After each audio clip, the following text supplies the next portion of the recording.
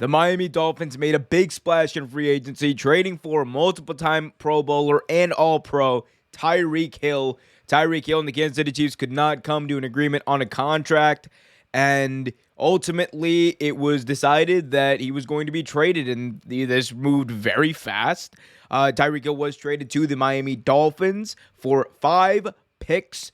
It was the 2022 first-round pick. That is number 29 overall, number 50 overall in this draft. That is a second-rounder, fourth-round pick, as well as a fourth, sixth in next year's draft. So he's worth everything that they traded for him, and he's also worth every penny that they just paid him. And boy, did they pay him a lot. 4 years, $120 million.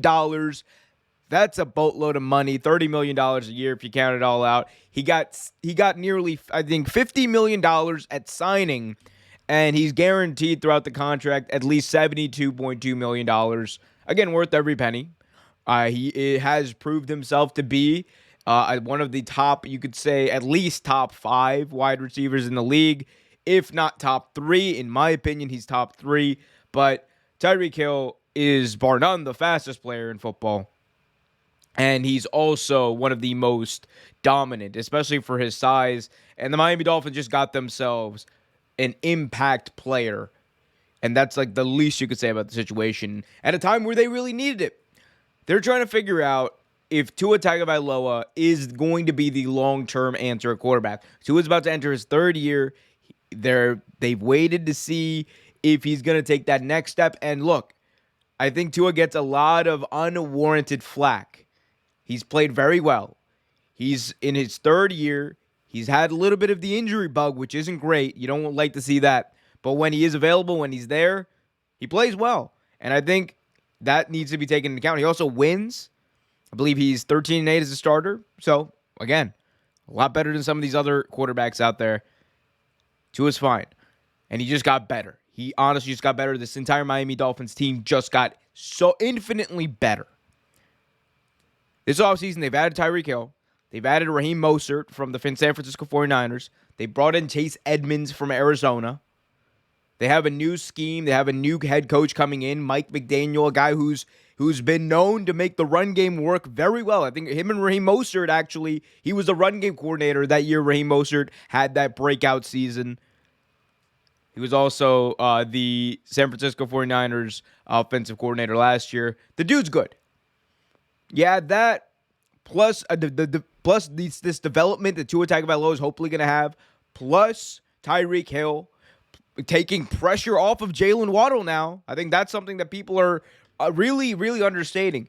This is going to take a lot of pressure off of Jalen Waddle, a guy who a lot of people still think is very talented, and he proved last year he's very, very talented.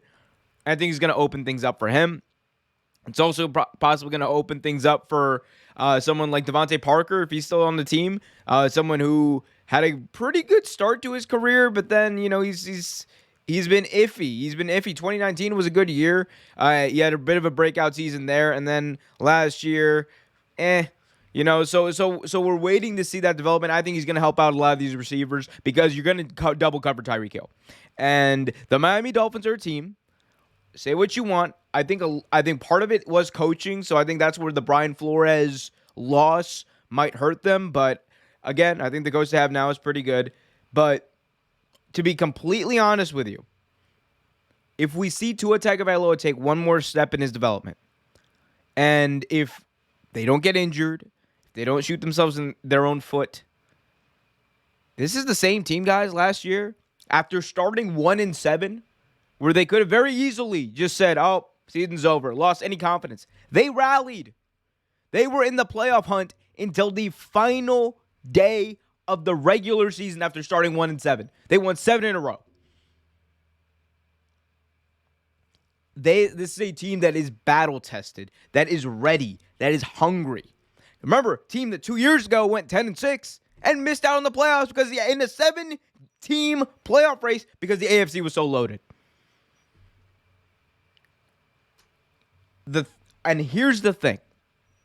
I'm going to make my point here about the Miami Dolphins and where I see them. if you are one of these people who is not thinking of the Miami Dolphins as a threat, then I honestly don't know if I really should take your football opinion about just about anything.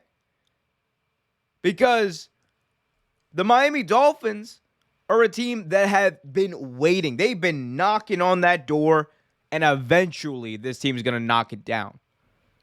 Don't get me wrong.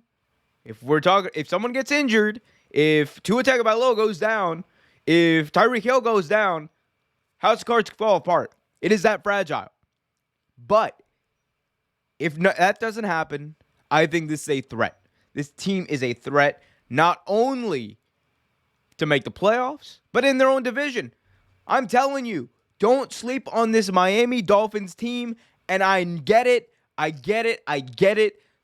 We say this like just about every year. But this is as good as this team has been since, dare I say, the Dan Marino era? I do dare say the Dan Marino era. This is probably the best roster they've had since then. And that's not saying that Tua Tagovailoa is a Dan Marino guy, but Tua Tagovailoa can be just fine. Look, remember, Tyreek Hill, his breakout year, who did he have at quarterback? He had Alex Smith. Alex Smith, really good quarterback. Very good quarterback. You're telling me Tua Tagovailoa can't get to that Alex Smith level with Tyreek Hill? He absolutely can. And I think he absolutely will. We will see a development in Tua. We will see a development in this Miami Dolphins team. I think they are definitely going to make the playoffs, and they are going to give the Bills some trouble. Do I think they're going to win the division? I'm not willing to go that far yet, but I think they're a threat to. And Tyreek Hill may have just made the biggest difference, all the difference in the world, you could say, for the Miami Dolphins.